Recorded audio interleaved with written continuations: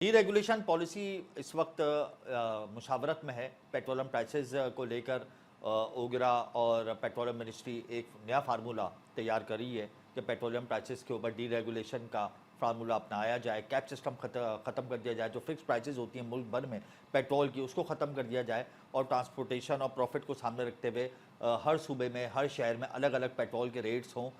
जो ज़्यादा अच्छा पेट्रोल दे, सस्ता पेट्रोल दे तो आवाम को उसका बराह रास्त फ़ायदा हो। तो इस पॉलिसी के ख़िलाफ़ पाकिस्तान पेट्रोलियम डीलर्स जो हैं वो मुतहरिक हो गए और वो कह रहे हैं कि नहीं, ये कैप सिस्टम ख़त्म नहीं होना चाहिए, फ़िक्स होना चाहिए। हर जगह पे 15-15 दिन के लिए जो फ़िक्स किया जाता है पूरे मुल्क भर में, वो सिस्टम राइज होना चाहिए।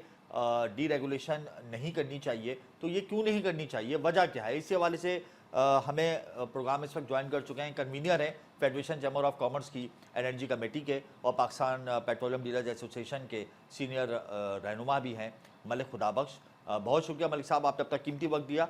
वजूहात क्या हैं, किस वजह से आप लोग मुखालफत कर रहे हैं और मुतहरिक हो गए हैं और अनकरीब प्रेस कॉन्फ्रेंस भी करने जा रहे हैं इस हवाले से? असल में बात यह है कि ये 2010 में भी ये इश्यू उठा था जिस वक्त खाकान अब्बासी थे जी कि इसको डीरेगुलेट किया जाए। जी तो इस पे काफी मीटिंग्स हुई है, बड़ी डिटेल डिस्कशन हुई और इसमें फिर ये फैसला हुआ कि सबके व्यूज लिए गए। जब व्यू लेने के बाद इसको फिर ब्लॉक कर दिया गया कि नहीं, ये पॉसिबल नहीं है। उसकी वजूहत मैं बताता हूँ क्या है। जी देखिए, आप यूं कहें कि इस वक्त जो प्राइस फिक्स करती है वो गवर्नमेंट करती है। जी वो गवर्नमेंट प्राइस कैसे फिक्स करती है कि जो पेट्रोल इंपोर्ट होता है उसके 15 दिन का एक बैलेंस निकाला जाता है कि जितनी 15 दिन में इंपोर्ट हुई है उसको, उसका एक वर्जन निकाल के उसका एक बैलेंस किया जाता है। और वो फिर होता ऐसा है कि पीएसओ जितना इंपोर्ट करती है उन दिन में 15 से 45 दिन के अंदर उसकी एक वैल्यू निकाली जाती है कि टोटल कास्ट कितनी आई है, उसमें लेवी कितनी है, उसमें अदर टैक्सेस कितने हैं, और कास्ट क्या पड़ी है। और उस कार्ड पे फिर ऐड करते हैं लेवी भी और डीलर कमीशन भी ऐड करके फिर एक प्राइस फार्मूला के तहत बनती है। जी और उस प्राइस को फिर गवर्नमेंट अनाउंस करती है और उस प्राइस से एक पैसा भी कोई ऊपर नहीं ले सकता, कोई पेट्रोल पंप वाला या कोई भी ऑयल मार्केटिंग कंपनी वाला एक पैसा भी नहीं ले मगर सकता। चंद पैसों का फ़र्क तो आ जाता है ना मलिक साहब, नहीं नहीं, सुन ले, मुल्क के मेरी बात सुन मुख्तलिफ ले, सवाल शहरों ना और करें इलाकों में। पहले मेरे, सुने फिर आपके सवाल सारे जवाब मिल जाएंगे। जी उसके बाद जब उस पे वो फिक्स हो जाती है प्राइस, जो कंपनियों के लिए फिक्स होती है कि वो इस साथ पे एक डीलर को देंगे, उस पे इतना विदहोल्डिंग टैक्स होगा, इतना लेवी होगी, इतना डीलर का कमीशन होगा, टोटल प्राइस ही होगी। तो कंज्यूमर प्राइस जो कस्टमर के लिए प्राइस होगी वो गवर्नमेंट फिक्स करती है। उसका हम क्यों जोर दे रहे हैं कि अगर वो गवर्नमेंट फिक्स नहीं करेगी और वो ओपन हो जाएगा तो फिर आपका वही हाल होगा। जो आप गोश्त लेने जाते हैं, जो आप दूध लेने जाते हैं, जो आप सब्जियां लेने जाते हैं, जो आटा लेने जाते हैं, कोई किस भाव पे बेचता है। और फिर ये कोई नहीं होता कि कंपटीशन हो रहा है आपको सस्ता मिलेगा, नहीं। वो अच्छा सारे मिल जाते हैं दुकानदार, बिजनेसमैन, वो फिर एक प्राइस फिक्स करते हैं, उसी पे आपको बिकता है और महंगाई बढ़ती है। इसी वजह से ये महंगाई इस वक्त है। ये मार्केट, ये इंडस्ट्री इसी वक्त पर सब चल रही है कि इसका प्राइस कंट्रोल जो है वो गवर्नमेंट के पास है। अच्छा, अगर इस जिस दिन सही प्राइस है। लूज मैं हो मैं गया आपके मैं वो। आपका पॉइंट समझ गया मलिक साहब। अच्छा मलिक जी साहब, सर। अभी गवर्नमेंट के पास पूरा पूरा इख्तियार है कि वो पेट्रोल मसनूआत की कीमतों को फिक्स करती है, उसकी प्राइस को अनाउंस करती है। अभी भी पैसों, चंद पैसों का फ़र्क आता है।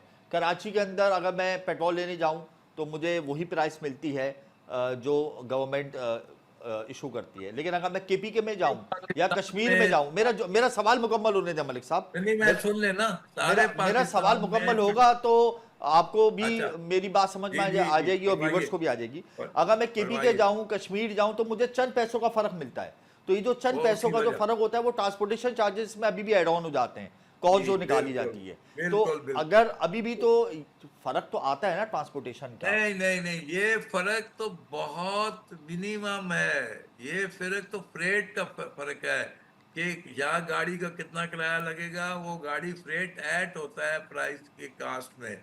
अगर आप इसको ओपन कर देंगे तो ये तो इतना मुश्किल हो जाएगा कि हर कोई अपनी मर्जी करेगा।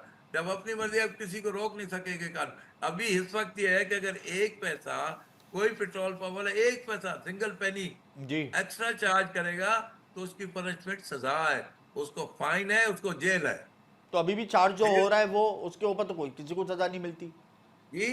अभी भी तो चंद पैसे इजाफों के साथ मुल्क के मुख्तलिफ इलाकों में पेट्रोल मिल रहा कोई है। कोई भी एक पैसा नहीं चार्ज कर सकता। हर जगह का फ्रेट जो होता है उसके अंदर दो चार पैसे आगे पीछे होते हैं, वो गवर्नमेंट फिक्स करती है, कोई और फिक्स नहीं कर सकता। गवर्नमेंट की फिक्सेशन है, जो ओगरा प्राइस कैलकुलेट करके अनाउंस करती है, उससे एक पैसा कोई पेट्रोल यानी पंप वाला फ्रेट नहीं ले चार्जेस भी सकता। अगर वो लेता गवर्नमेंट है, लेती है। हाँ नहीं, हाँ वो गवर्नमेंट को। मैं देखता हूँ अगर पेट्रोल पंप वाला गवर्नमेंट की योजना की प्राइस के बाद एक पैसा बेचे तो पनिशेबल है, वो यानी पनिशेबल है, उसको सजा हो फ्रेट सकती है। चार्जेस कितने बढ़ाने हैं ये भी गवर्नमेंट इशू करती है पेट्रोलियम डीलर्स को। जी, इससे पेट्रोल जो टैंक लॉरीज हैं, आप देखते हैं कभी कभी वो हड़ताल कर देते हैं कि हमारे किराया बढ़ाओ, वो गवर्नमेंट फिक्स करती है।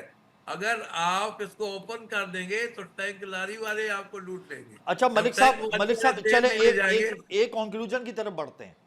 अब जी दुनिया सर। भर के अंदर पेट्रोलियम टैक्सेस पर डीरेगुलेशन का फार्मूला अप्लाई होता है, कैप सिस्टम खत्म हो जाता है, हर कोई अपने अपने हिसाब से पेट्रोल बेचता है, इसका फायदा आवाम तक पहुंचता है। मुल्क के मुख्तलिफ हिस्सों दुनिया भर के अंदर ये पॉलिसी है। अगर पाकिस्तान में भी ये पॉलिसी आ जाती है तो इसको कामयाब बनाने के लिए कौन कौन से अहम स्टेप्स हो सकते हैं?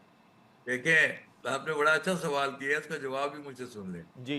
पहले आप दुनिया के जितने मैयर हैं वो अपने मुल्क में लागू करवाएं, फिर आप किसी सिस्टम में अपने आप को लेके आए। अब कोशिश तो कर रहे हैं कौन ना सी हम लोग। दुनिया की चीज है जो आपके मुल्क में हो रही है? जी। इससे दुनिया में जहां ये प्राइस कंट्रोल है वहां सिस्टम है सप्लाई भी देने के, क्रेडिट फैसिलिटी भी देने के, और उसपे सारे सारे एक्सपेंस कवर करके उनको बना के देने के, तब उनको बनती है वो बात। यहाँ तो कोई थैला भी नहीं देता किसी को।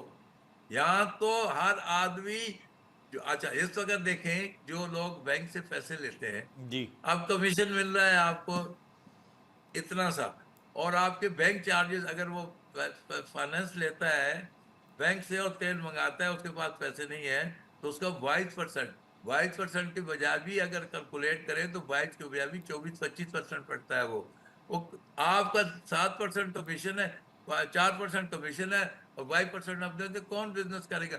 आप उनके साथ अपने मुल्क को कंपेयर न करें, पहले वो एटमोसफियर आप मुल्क में, अल्लाह करे हमारे मुल्क में हो जाए, और फिर ये सारे सिस्टम हो सकते हैं।